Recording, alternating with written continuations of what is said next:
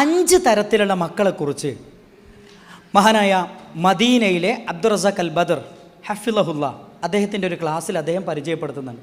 മോനെ അതൊന്ന് 5 രൂപത്തിലുള്ള മക്കളെക്കുറിച്ച് പറയുന്നുണ്ട്. അതിലൊന്ന് ഇതിലേത് മക്കളാണ് നമ്മളെന്ന് എന്ത് ചെയ്യണം, നമ്മൾ ഓരോരുത്തരും ഒന്ന് വിലയിരുത്തി വെക്കുക. ഒന്നാമത്തെ ആരാന്നറിയോ? ലാ യഫ്അലൂന മാ യഅ്മുറുഹും ബിഹി വാലിദാഹും. ഉമ്മയിപ്പം പറയുന്നതൊന്നും ഒരു നിലക്കും അവരനുസരിക്കില്ല.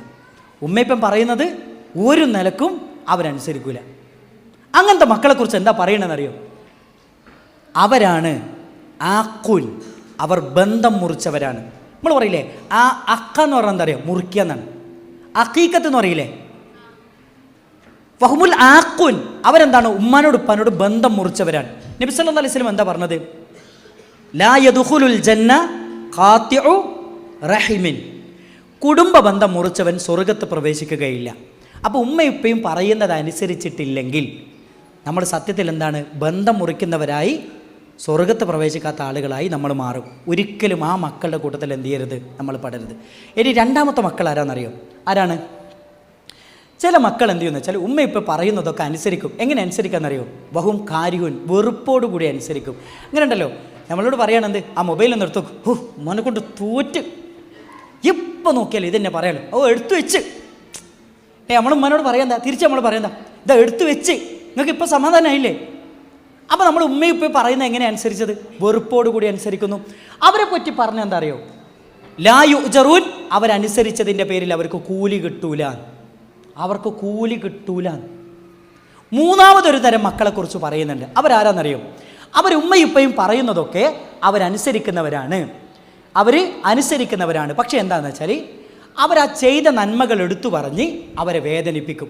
നിങ്ങൾ നോക്കിക്കോ, ഞാൻ നേരത്തെ പറഞ്ഞില്ലേ, അവരെന്തെന്ന് വെച്ചാൽ ഉപ്പാക്കൊക്കെ നല്ല കാര്യങ്ങളൊക്കെ ചെയ്തു കൊടുക്കും. അവർ പറയുന്നൊക്കെ അനുസരിച്ച് കഴിഞ്ഞിട്ട് നമുക്ക് എന്തെങ്കിലും ഒരു ആവശ്യം വരുന്ന സമയത്ത് ഉമ്മയുപ്പയെ നമുക്ക് ചെയ്തു തന്നില്ലേ, അവരോട് എന്താ നമ്മൾ പറയാമെന്നറിയോ? നിങ്ങൾ അന്ന് ഹോസ്പിറ്റലിൽ പോകാൻ കാണിക്കാൻ ആരും ഇല്ലാത്ത സമയത്ത് നിങ്ങളെ കൂടെ പോകുന്ന ആരാ? ഞാനല്ലേ. എന്നിട്ട് ഒരു 100 രൂപ ഒരു ഷവർമ കഴിക്കാൻ ചോദിച്ചിട്ട് നിങ്ങൾ എനിക്ക് തന്നോ? നിങ്ങൾ പനിച്ച് കിടന്ന സമയത്ത് അടുക്കളയിലെ ജോലി ആരാ ചെയ്തെന്ന്? ഡ്രസ്സ് മുഴുവൻ അലക്കിയത് ആരാ? മീൻ ആരാ മുറിച്ച് തന്നത്? ഇതൊക്കെ ചെയ്താന്ന് ഞാനല്ലേ. എന്നിട്ട് ഒരു 100 രൂപ ചോദിച്ചിട്ട് നിങ്ങൾ എനിക്ക് തന്നോ? നിങ്ങൾ കടയിൽ പോകാൻ പറഞ്ഞപ്പോൾ പോയിട്ട് എല്ലാ സാധനവും കൊണ്ടുതന്ന ആരാ? ഞാനാണ്. എന്നിട്ട് നിങ്ങൾ എനിക്ക് വേണ്ടിയിട്ട് ഒരു കാര്യം നിങ്ങൾ ചെയ്തു തന്നോ എന്ന് ചോദിച്ചിട്ട് എന്താ വെച്ചാൽ അവരോട് ചെയ്തു കൊടുത്ത നന്മകളൊക്കെ എടുത്തു പറഞ്ഞിട്ട് അവരെ വേദനിപ്പിക്കും. അവരെക്കുറിച്ചാണ് എന്ത് പറയണമെന്നറിയോ?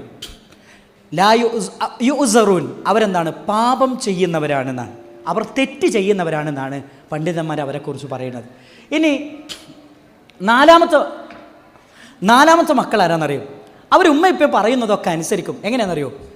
ബിത്തീബത്തിൻ നഫ്സ്, നല്ല മനസ്സോടുകൂടി. ഉമ്മയിപ്പം പറയുന്ന കാര്യങ്ങൾ എന്ത് ചെയ്യുമെന്ന് വെച്ചാൽ നല്ല മനസ്സോടുകൂടി എന്ത് ചെയ്യും? അവരനുസരിക്കും.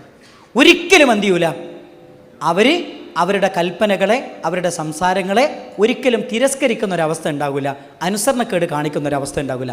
അവരെക്കുറിച്ചാണ് പറയുന്നത്. അവർക്കാണ് പരലോകത്ത് വലിയ പുണ്യങ്ങൾ ലഭിക്കുന്നത്, പ്രതിഫലം ലഭിക്കുന്നത് എന്ന് പണ്ഡിതന്മാർ പറയുന്നു. 5ാമത്തെ വിഭാഗം മക്കളുണ്ട്. അവരാരാണ്? അവരാണ് ഉമ്മയുപ്പയും പറയുന്നതൊക്കെ, ഉമ്മയുപ്പയും അവർ പറയുന്നതിന് മുമ്പ് തന്നെ അവരുടെ കാര്യങ്ങൾ കണ്ടറിഞ്ഞ് ചെയ്തു കൊടുക്കുന്ന മക്കളാണ്. അവരെക്കുറിച്ചാണ് പറയുന്നത്.